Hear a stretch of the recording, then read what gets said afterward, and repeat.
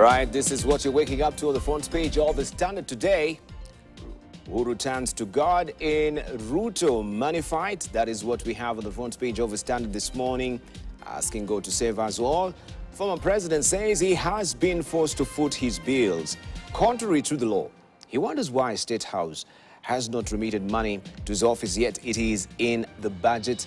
This story is well fleshed out for you on page 4. The lack of access to our rightful budget allocations has forced retired President Kenyatta to run the office from his pocket, paying for all the bills, the office in cars.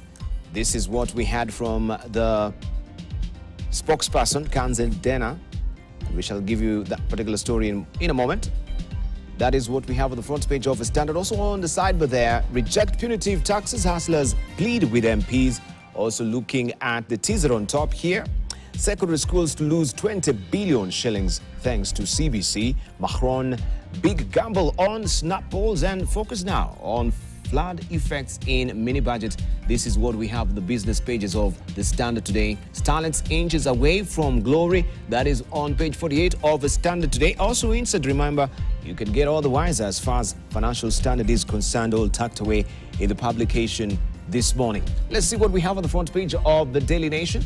And where is Uhuru's 1.1 billion shilling, 1 billion shillings funding? That is a probing question on the front page of the Daily Nation. Big question.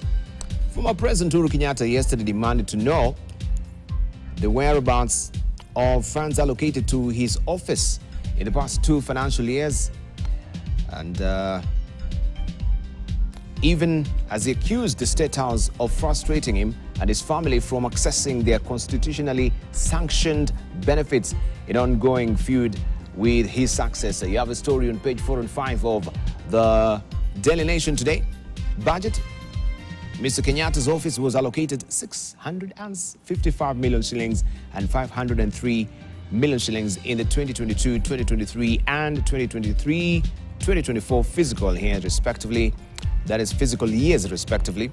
And then we have our office. Retired president has declined to take up Nyari office that was used by the late President Kibaki. Also vehicles. Former head of state says he's using old fleet and has to meet fuel maintenance costs. Security claims former First Lady Mama Ngina's security details was recalled and never reinstated. All that is tucked away on page 4 and 5 of the Daily Nation today. Also inside. But before we go there, let's see what we have on the side. But there, JSS tutors sacked 2 days after calling off strike. Thousands of junior school teachers on contract have been sent home 2 days after calling off their strike. The letters issued by the TSC cite professional misconduct as a reason for the termination of the contracts. You have a story on the back page of the Daily Nation this morning. Also, parties' war of words, then cruel death. Sad story of teenager Beth Wambui. On April the 7th, Beth Wambui, then 2 weeks shy of 18, left home in the evening after lying to her mother that she was visiting a friend at the nearby Kennel town in Murang'a County.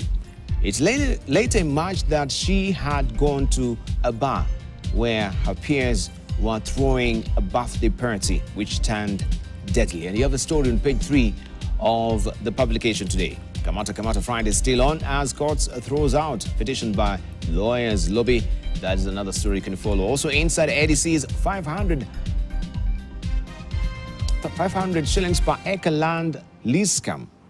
The Agriculture Development Corporation leased land to an unnamed investor at more than 10 times below market rate. That is 500 shillings an acre annually, underlining the blatant abuse of government property in dealings with business people.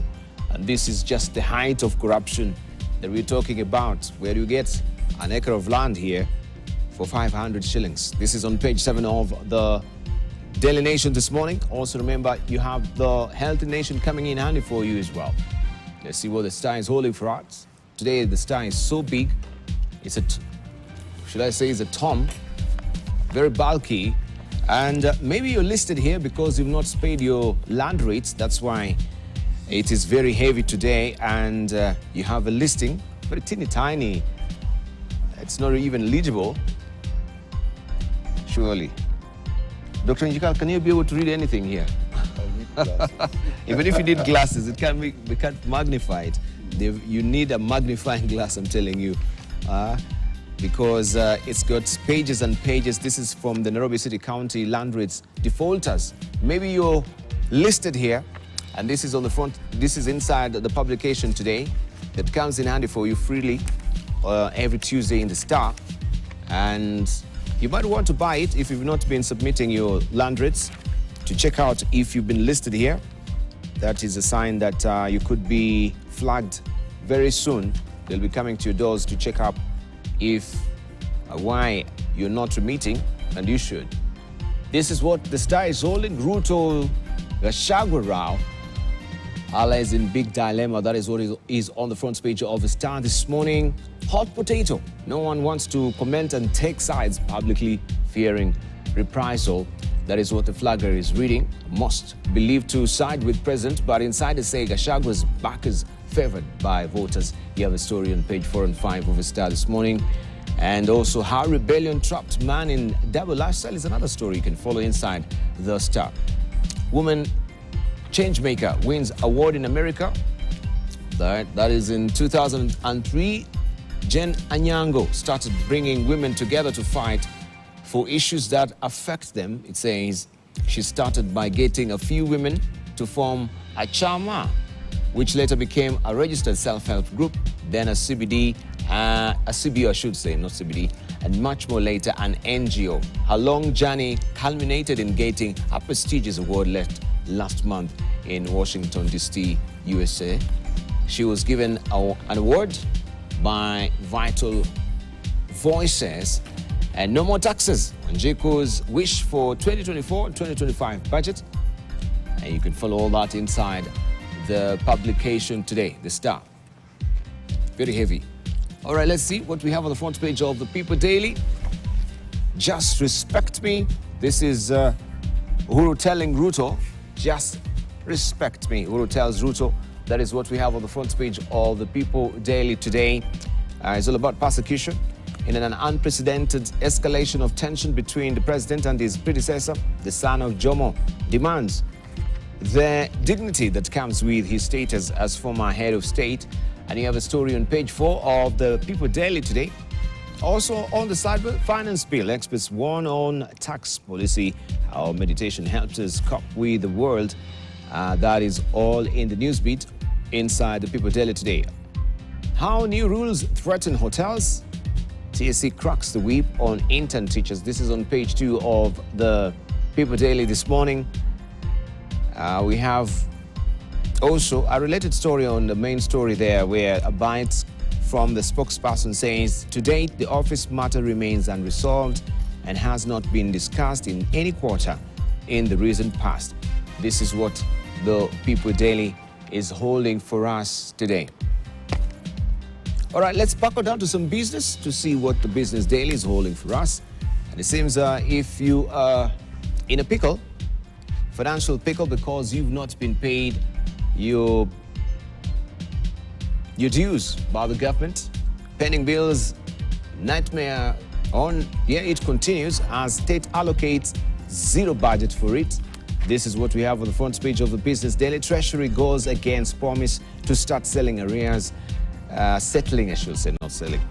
Arrears, suppliers and contractors owed more than 631 billion shillings. It says businesses holding out for payments from the government for working capital are set for tougher times after the National Treasury did not allocate funds for the payment of pending bills running into hundreds of billions of shillings in the latter supplementary budget, despite earlier promises to do so. You have a story inside the Business Daily today. Also, auditor flags the ADC is puzzling 500 shillings per acre land leases. That story is on page 2. Dr. Nikal, what do you think about this? 500 shillings per acre leasing of land? Too low. There must be something going on there. No, this is egregious. This is ludicrous. Maybe that is what the official receipt shows. That's the official receipt. Why would it show that? Yeah, it may show that, and what is actually paid may be different. Yeah. So this is just to pull wool over our eyes. Faces. Yeah, that's what I can say for now. Yeah, that if you have to lease land, in fact, there's a law, I think we passed it, that's actually going to give the land rates. There's a land rates bill that was, I think it has been passed. We should give an indication of what the cost of land is, whether you are buying it or leasing it. Because as of now, I think it's a willing buyer, willing seller. You know, that gives room for people who are dealing with this, because they may argue. But there is something about the ADC and the land. Not just now, but even dialing back, you know, there have been many ADC farms. Yeah, they actually splitting and the Rift Valley, and grabbing of his land has been very heightened in the Rift Valley. Yeah, in the Rift Valley, in Nakuru area, I think that's as far as the early 70s that had been going on. The large tracts of land in Rift Valley, Nakuru, say between Nakuru and I think Molo area, as far as around Salga area, there are a lot of ADC lands that were actually given out, whether legally or not, I don't know, but I know they were. And I think even in the area of Songo, Moroni area, I think there were also some ADC pieces of land. Mostly by government officials. Well, I can't say that. Or in collusion with government officials. It must be especially from the Ministry of Agriculture. It must be in collusion with government officials, because the procedures are such that there's no way you can get that happening without any government official involved. Even say even the authorities that are given to have construction, even these buildings that are collapsing, really there must be some government official. It's very, very difficult to get something illegal being done, particularly if there's a pretense that a government process has been followed. So there must be collusion. And sometimes the buyers may actually not even be aware, particularly if you're a second-hand or third-hand buyer. You do not know what happened in the first place. So this is surprising in terms of the amount, but not in terms of the act. But why would they put price like this? I told you that is what is in the record. Do you know what was actually paid? I don't know. All right, that's a Business Daily there. You can read the rest of the details inside the publication today on page 2. Also, PSV to raise fares if new car taxes pass. Kenyans relying on public service vehicles could soon be hit with a steep increase in price for daily commute if the proposed amendments of the Income Tax Act introducing motor vehicle taxes adopted as envisioned in the Finance Bill 2024. Operators have warned this, and CEOs, that is Kenyan CEOs, to fire 370,000 staff in 2024. More chief executive officers plan to trim their workforce this year. A new survey by the Central Bank of Kenya shows, citing declining business performance and cost cutting, Safaricom rollover charges breach Hustler Funds rules. Safaricom overcharged Hustler Funds borrowers to the tune of 368 million shillings in the 7 months to June 2023, contravening the law governing the fund. And also, that is the story you want to follow on page 7. Retired civil servants suffer 2.1 billion shillings bond paper losses. Pension fund for civil servants suffered 2.1 billion shillings hit in paper losses in 2 years. On investments in securities, that story you can follow it on page 14 of the Business Daily this morning. All right, we shall give you the rest of the papers much later, the course of the program. For now, it will be running on the split as we continue pace with the conversation with our panelists here. But let's see what the stories of the day hold for us. We'll begin with that story that is highlighting most of the papers today, where fans staffed office of the retired President Huru Kenyatta is out fighting for its share of budget allocation. It is emerging that for 2 years since he handed over power to President Ruto's administration, only 28 million shillings have been sent to that office out of a possible 1 billion shillings as budgeted for in complete disregard of what the law says. As a result, the frustrated former president has been forced to go back to his pocket to provide for his personal and office expenses that should be taken care of by the government. This clarification, as Ken Bijugu reports, comes at the back of a statement from the government spokesperson claiming they have sufficiently fulfilled the monetary demands of that office. But have they? That's a probing question. A rare press conference from the office of the third retired President of the Republic, Uhuru Kenyatta. There are very few. In fact, in the last 2 years, you can count them on one hand. In every instance, he has been drawn out by things not proper. This one was specific to details of the office, which has been crippled almost to a halt, according to Kanzi Denna, the director of communication, who addressed the media from the former president's official residence adjacent to State House, now turned Huru Kenyatta Institute, doubling as his post-retirement office. In here, the tranquil environment would fool one to believe it's all okay, but it's not. Staff have gone for months without pay or allowances. 2 senior members of the retired president's staff have no contracts. Safara wake Mheshimiwa Huru Kenyatta. The former president's motorcade has not been chained. They are never fueled by the state, and the office space is yet to be paid for. Yet, all these are in the law as part of his benefits. It has never been the intention of this office to engage with State House via the public gallery on matters that should be handled between the two offices. The position of the office of the third retired president is the respect of institutions, and as such has remained silent for the last 2 years, hoping for a formal engagement with State House. It's a huge standoff now spanning 2 years. 2 budgets later that would have seen over 1 billion shillings sent to this office. Only 28 million shillings has hit their accounts. They claim State House is non-responsive to numerous emails and mails written to address these difficulties. If they do respond, it's verbal. Non-committal, sometimes through an official means, such as text messages or even done late in the night. Kanze also alleges numerous phone calls to intimidate these staff. And our worry as an office is a precedence that is being set by the government of the day. Uhuru Kenyatta admits to have received his gratuity in full. His medical expenses are also taken care of. So are his allowances and monthly pension. So what is the bone of contention? Uhuru says no allocation, either the first amounting to 600 million shillings or the second amounting to just over 500 million shillings was dispersed to his office. He says his staff have not been paid, and if they have, no one is sure to what tune. Also that his official motorcade is yet to be changed, and that the ones he has been using are the same ones he used post-inauguration of William Ruto. These cars are not also being fueled by the state. In fact, the fuel cards were cancelled in March of last year. The other is his choice of office, which is his property.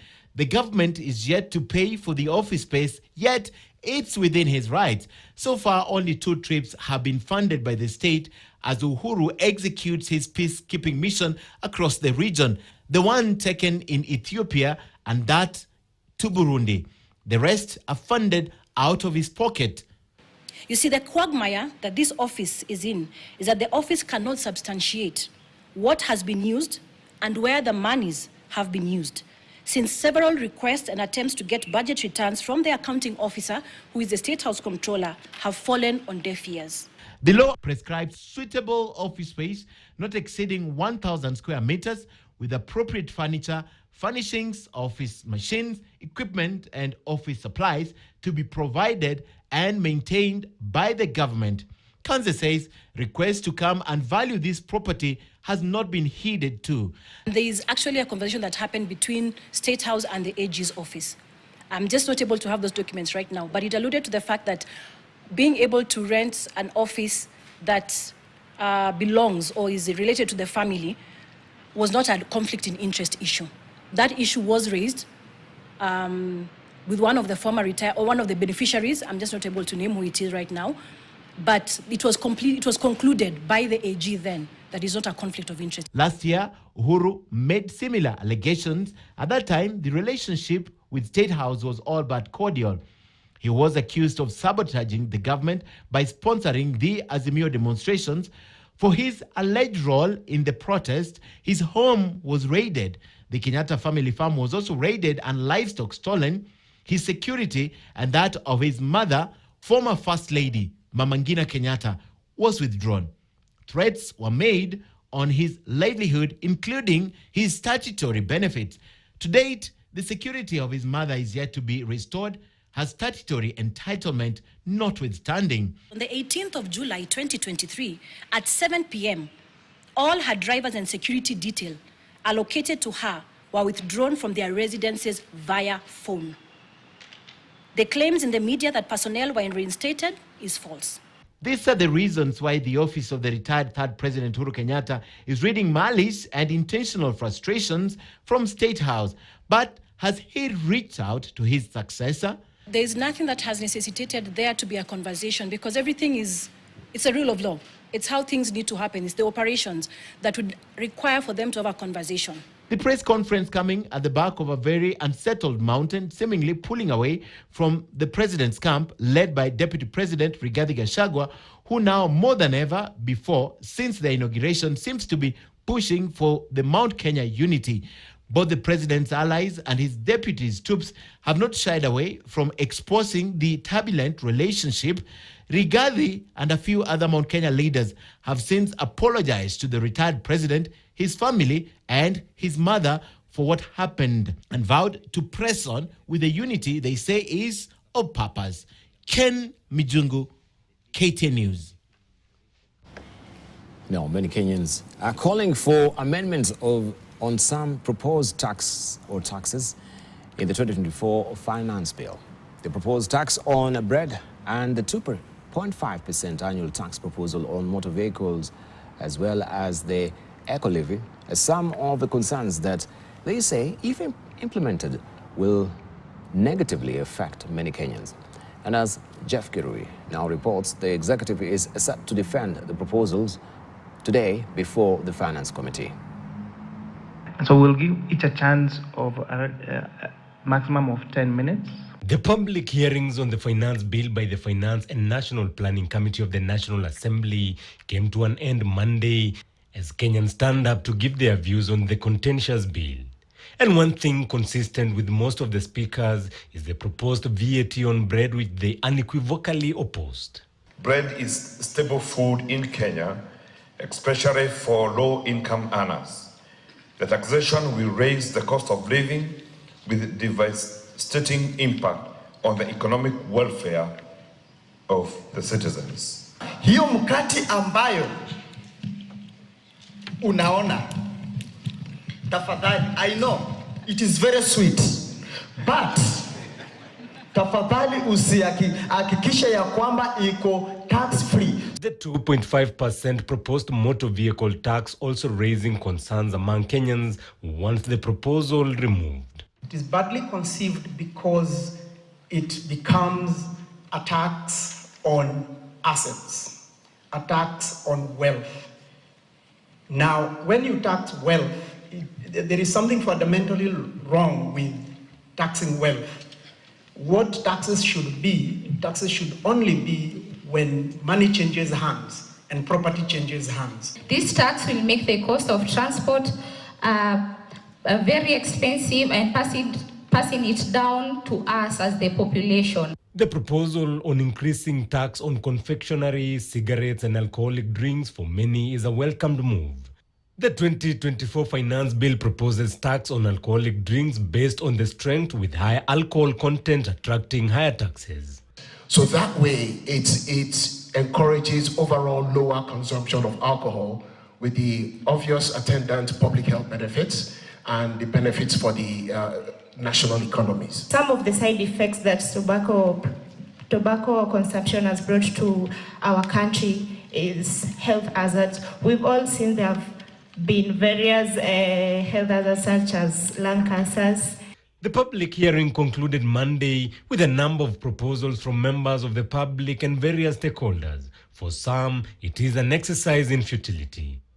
We have participated in other public participation, and most of the issues we raised and the proposals we made were never put into use, they were ignored. So I declined to make any proposal because I feel whatever we say will not be put into use. Take the Finance Bill of 2023 compared to the Finance Act of 2023. They're not the same document. And the difference between the bill and the act were views that came from public through public participation. We are for taxation because if our parents sacrifice the blood, let the current generation, Mr. Chairman, pay tax. Let the EU, Parliament, and the other institutions make sure people know what you are doing with the money. The bill seeks to raise 302 billion shillings worth of additional tax revenue in 2024-2025 financial year. Jeff Kirui, KTN News. Well, still on taxes, the proposal to increase excise duty on money transfer services from 15% to 20% has raised concerns among Kenyans. The proposed changes in the finance bill seeks to raise excise duty on money transfer services by telcos, who says the customer will bear the cost. Here is Kelly Boss with the details. As of December 2023, Kenya has had 77 million registered mobile money accounts. In fact, the number of registered mobile money accounts is more than the estimated population. If Kenya has achieved financial inclusion, it is because of M-Pesa. And this is because those who have traditionally been unbanked or underbanked are now able to access the financial ecosystem through mobile money, and more specifically through M-Pesa. And so if the cost goes up in the manner in which I have explained, then what's going to happen is we're going to have a scenario where there are certain, people will actually reduce their transactions, and therefore even the agents will not have much of a business. Now, the Finance Bill 2024 proposes to remove tax exemptions from telegraphic money transfer services, which would subsequently be chargeable to VAT at the standard rate of 16%. The bill also proposes an increase of excise duty on money transfer services, a proposal to increase excise duty from 15% to 20% on fee charged for money transfer services offered by banks, money transfer agencies, and cellular phone service providers. Nowadays, you need to log into eCitizen to even pay your taxes. Even with the introduction of e-Teams, they also provided a platform on eCitizen where you can issue your invoice. As much as you're saying then that you need to issue e-Teams invoices even through eCitizen, then you need to have access to the platforms that allow you to access eCitizen, and data is one of the key items that you need to be able to access these services. So what we are saying is increasing the cost on internet and data services, then we'll have a ripple effect. With the additional VAT coming through, the commission expense to Safaricom, and Safaricom not being able to claim the input VAT because the product that is supported is exempt, it means that the person who will ultimately then bear the cost of this VAT will be you and I, the customers who use M-Pesa. What then this means is that for all Kenyans who use this product, and maybe I could just explain that we have about 33 million customers who are 90-day active M-Pesa customers. This will be an additional cost to them because that 16% will then have to be fed into the transaction fee. Now, in 2007, M-Pesa launched. 1 month down the line, they had just under 20,000 subscribers. Fast forward that number to 2023, last year, March, 56 million subscribers with billions of transactions in trillion Kenyan shillings. But what does that say about the economy? It shows a lot of financial inclusion, because no matter the amount of money you have, you can put it in your phone and keep it, either save it and earn credit. That means financial inclusion, because traditionally such numbers or such amounts of money would not be banked. That means so many people who are unbanked opposed to now.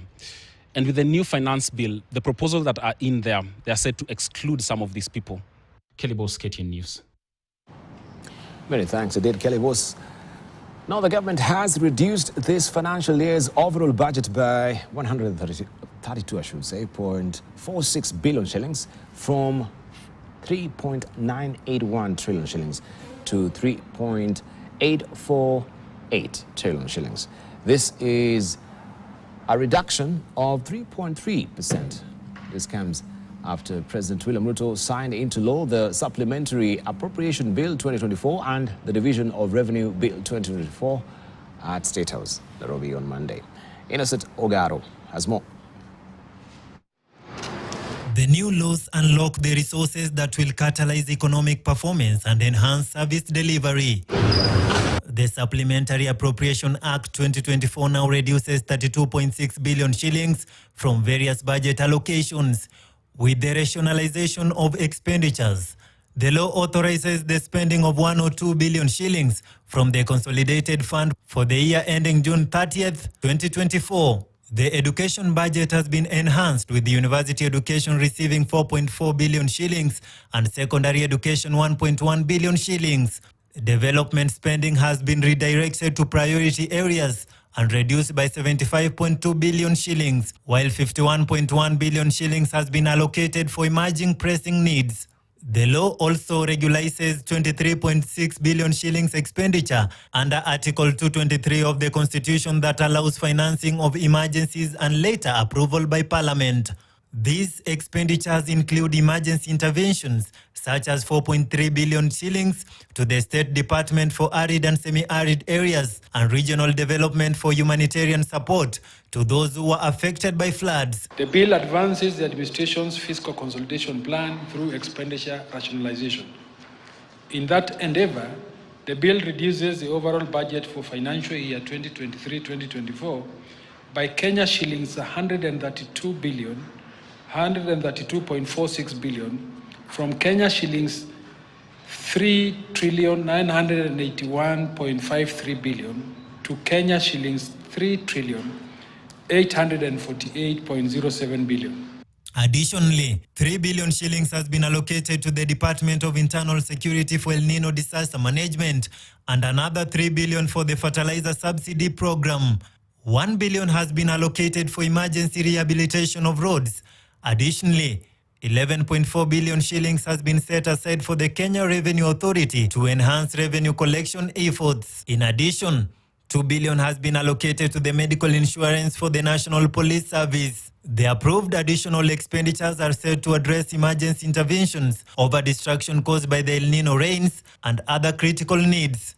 These include 5.3 billion shillings for emergency relief assistance, 3.3 billion shillings for security operations, and 1.1 billion for mopping up excess milk by the new KCC. This increase is expected to elevate provision of services by ensuring that county governments are adequately funded to perform their functions outlined in the 4th schedule of the Constitution. Innocent Ogaro, KTN News, Nairobi.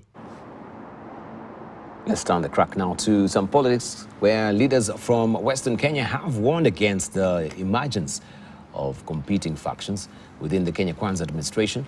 Should the ongoing bickering continue, the leaders say the situation has been exacerbated by the Deputy President Rigathi Gachagwa's continued war of words, with a section of leaders from Kenya Kwanza calling for his resignation, terming him as ungrateful to President William Ruto. This as Kapsaret Member of Parliament Oscar Sudi and Kakamega County Deputy Governor Ayub Savula call out the DP, accusing him of fashioning himself as a political kingpin of Mount Kenya. Alona Chand has more.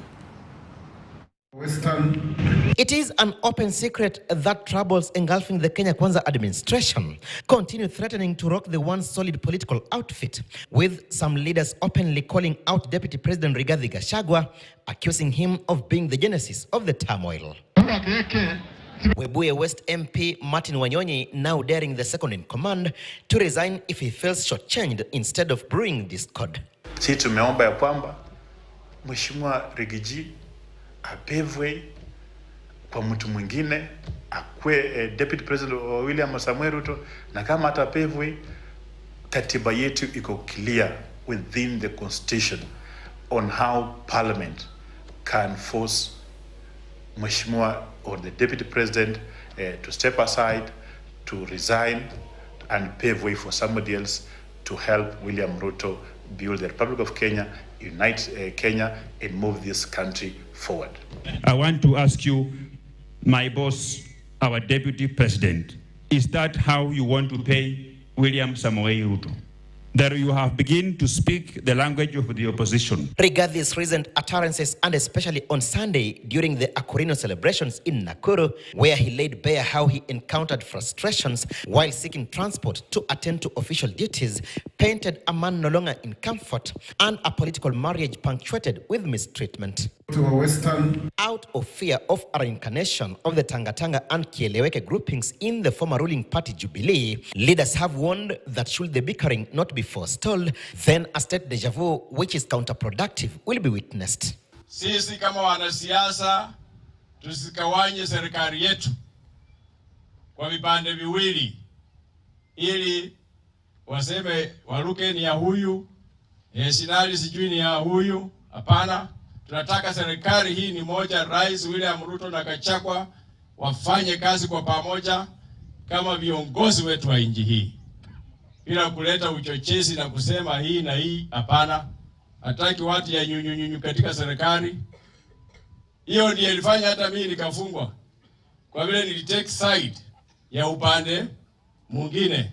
Gachagua, in his heightened political activities in the mountain, has held on the contentious one man, one vote, one shilling revenue sharing formula that has put him at loggerheads with other elected leaders who claim he's out to use the debate to galvanize the region and eventually use it politically. As leaders, we must emulate the President of the Republic of Kenya over the advice he's giving us as young generation leaders.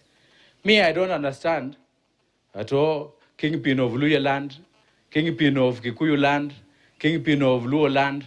I understand one thing, we are Kenyans. And if you hear of leaders talking about me, I'm from which tribe, I'm a kingpin of where, avoid such leaders.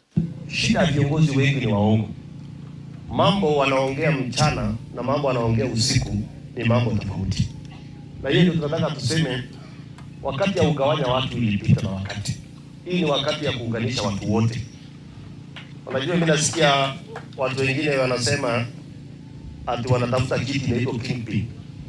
Hii kitu inaitwa kingpin ni hawa watu wanakimbizana nini? Kingpin itajilete peke yake.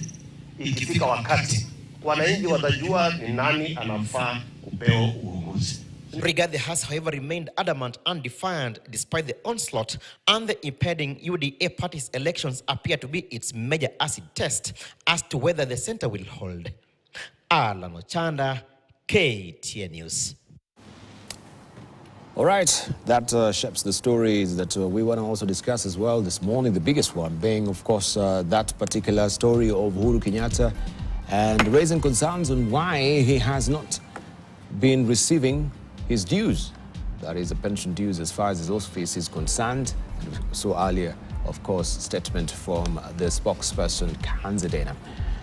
Right, I want to welcome our guest again. We have Dr. James Jikal, who is a member of parliament for Senate. Also, we do have with us Danson Mungatala, who is a member of parliament, that is a senator of Tana River. We have John Nyutu with us as well, senator of Moranga, and Dan Marzo, who is the senator of Makueni. Full packed show that we'll have ahead.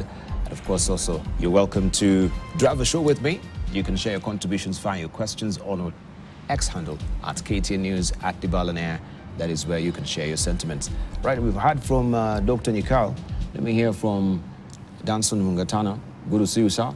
Good morning, Dibal and those listening to me. Looking fresh and smart. Yes, happy to be here. I thought today there was a special sitting for the Senate, but I saw the Division of Revenue bill has been assented to. I thought there was a special sitting today. Yes, there are several other important bills that we are going to look at. But the Division of Revenue. Greetings from Tana River first. That's where I come from. From the Pokomo elders. Yes, and even Orman, Warde, and Wata, and all those people. We are still battling with the promises that we have been given, that sufficient food will be sent to those who are living in camps, that schools will be reopened for those places that have been submerged, So we are still having problems because, as usual, food is never sufficient. And also, the biggest challenge now are the children who are still hanging around in those camps. So I wanted to use this platform to ask the government, and I've seen that they have signed some money into the Ministry of ASAL. So we hope this money will go to affected areas. No, aside from that, some areas have also seen the reduction of the levels of waters. That is some a bit high areas. Now, this the appeal I also want to make is that seeds must be sent now. You know, people, the areas which are becoming drier now, the people go for cultivation. That's how we survive, except that there's a lot of water now. But normally when the waters recede, they do floodplain cultivation. So we want the government to plan for seeds to be distributed to the people so that we can avoid food insecurity. You don't need fertilizer. No, our places we don't need fertilizer at all. Especially fake ones. We don't need fertilizers.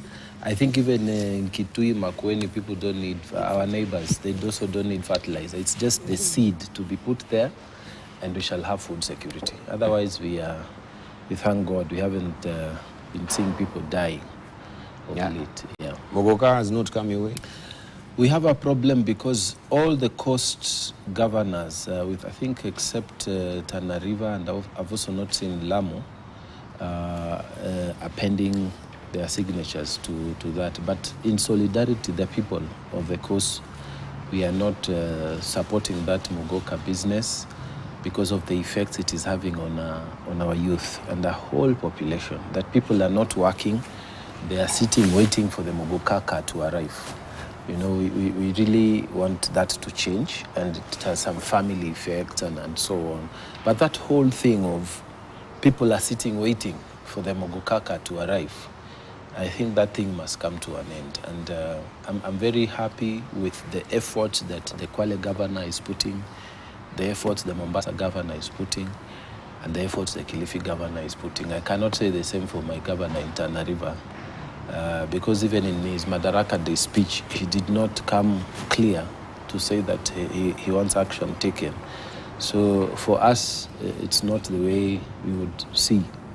Many of our people would want to be seeing that we are in solidarity with the rest. I've also not seen the Lamu governor come out very strongly on this matter, but it's a health hazard, and no matter what arguments you put, if you are selling something that is killing people, you cannot defend that on a moral ground. Whether the law is or is not, the question is, should we follow, is the law for man or man for the law?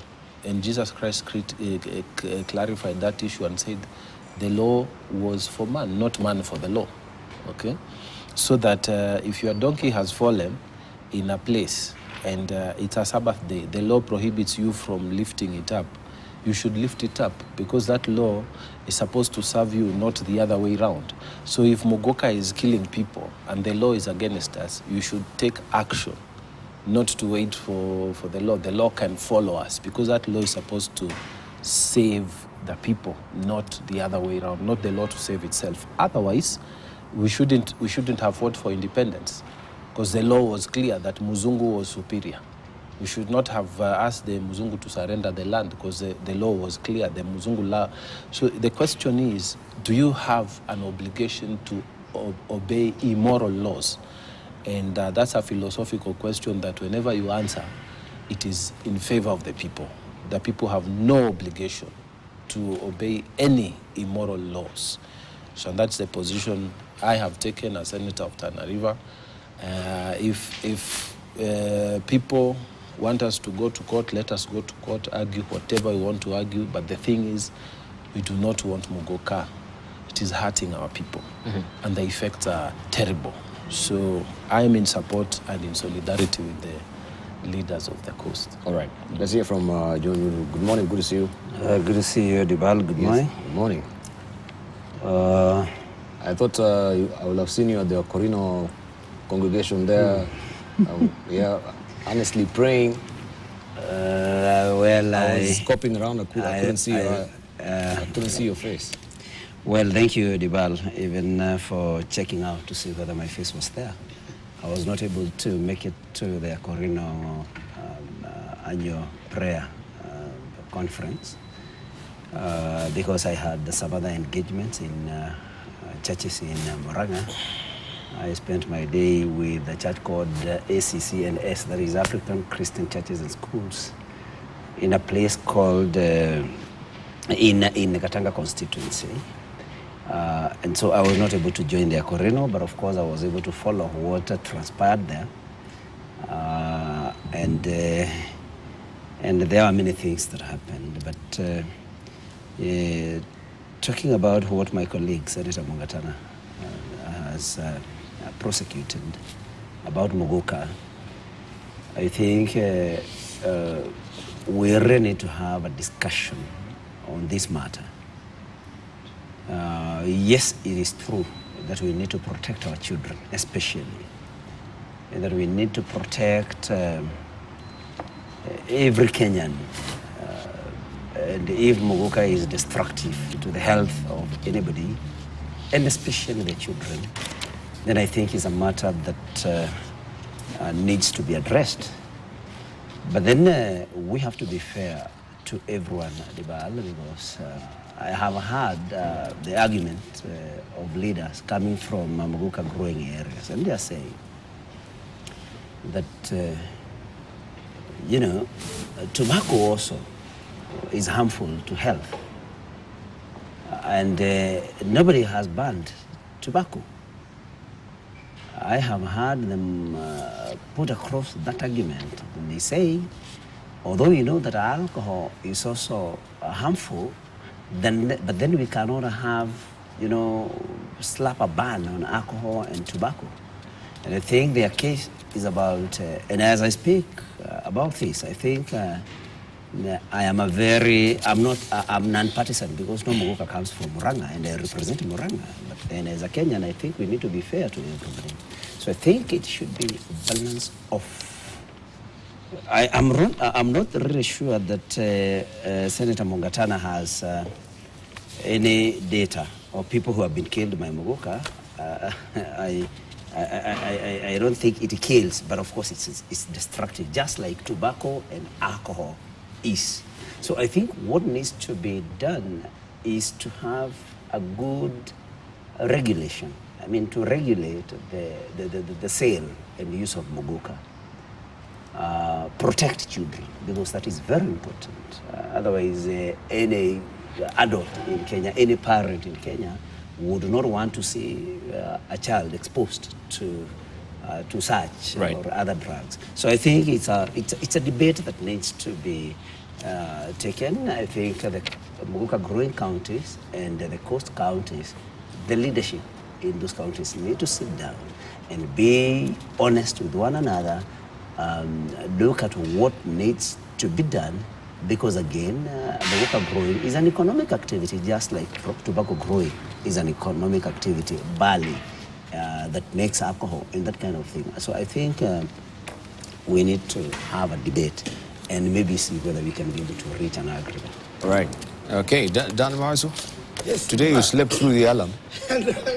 No, what happened, from where I live, there's a road going to Rungai. There was an accident and it got blocked this morning. So I had to go around through Kenya School of Law to make it here. Oh, okay. Yes, now good to see you. Things fall apart. Things fall apart. And the center can no longer hold. And you know what is happening to Huru Kenyatta? Has happened to a lot of civil servants, but nobody has talked. Dibal, to retire as a civil servant has become a very dangerous thing. A lot of people end up in depression. You try to follow up things up with government. Your files cannot be found. You take so long a time before you see your retirement benefits. And the teachers have become smarter because the ego has learned to fly. The hand has learned to shoot without missing. The ego has learned to fly without patching. So all teachers, during going through retirement, they organize sort of like a fundraiser. Because for the next 2-3 years, they'll not be able to do their business, take their children to school. Most of them are going through university. So I think it's a high time from the Huru Kenyatta experience. All retirees civil servants really get helped. So they retire, and for a long time you can never see your benefits. And I think, you know, there's a Kamba saying that the firewood which is on the bunch cannot laugh at the one which is on the fire. You know, soon William Ruto will go home, and I believe a kind president will come to power. Otherwise, he should stay without any benefits, you know, for a long time. And then you will get to know what it means to treat people the way you know you have treated Huru Kenyatta. The moment you have served the nation at that level, you don't have to be mistreated after you quit office. And that has been the most unfortunate thing. Parliament has been a little bit efficient on this. You know, once members serve 5 years or two terms, there's a little benefit they get, and the Parliament has been faithful. And I think the executive should pick the example of Parliament and process these dues, you know, anciently and faithfully. For this person served faithfully and held the nation together. There are quite a number. You know, this is processed as State House. We have former vice presidents, we have former prime minister, we have former presidents. They all fall in one category, and there are benefits by law which should accrue to them. And not only this, but every other civil servant. It's been a big problem, and I think now the civil servants need to come out, retired civil servants need to come out very strongly and support Huru Kenyatta and push the government so that their benefits can accrue to them. And they're budgeted, they're available. Why will you not release monies all to people who have served you know, the nation very faithfully? There's no money. And it's not about money. This country has a lot of money. The money is being misappropriated. The money is being stolen every day. We have so much money in Kenya. We raise a lot of taxes. You know, all these taxes are raising all the money, and the government should be able to appropriate it properly and put it into proper use. But all of it is going into theft. You know, is in people's pockets with contracts. You know, contracts which are skewed. Some which are not well done, you know, to the standards, and those people get paid quickly. There are people, Dibal, who get paid the same day they work in this country. And there are those who will wait for years before they are paid, you know, what they have worked for. So there's a lot of money in the country. Finally, I would like to say that President Ruto should also know that without Rigathi, he would never have become president. We used to sit with Rigathi in this show. You know how hard he worked. And we also schemed with him. You know, we used to tell him, when you get there ahead of us, then you treat us well. It's just like the thief, the robber, and Jesus Christ. And you tell me, also, when you people get there... Please remember me. Please remember. And you know, when things became tough for him, and you know, he had fundraised for the campaign. He had even sold his property to put it in the Ruto campaign. He called his friends from his community and then fundraised a lot, and all the contractors and business people, and promised them a Canaan, a good future. And then, after all that, then things fall apart. The sender can no longer hold. We'll come to that. The man cannot fly. The man cannot fly right now. The wings are clipped. It's so it seems. But let's talk about the issue of Huru Kenyatta. Then where is this priority, especially of the current administration? If you can dedicate 1 billion shillings to the renovation of State House, and yet you're not meeting what is legally the pension of President Huru Kenyatta. We have also the issue of some of his public civil servants who have retired. We're given to, especially for the new employees, leave alone the ones who are retired. We are given to understand also the statutory deductions are not being remitted.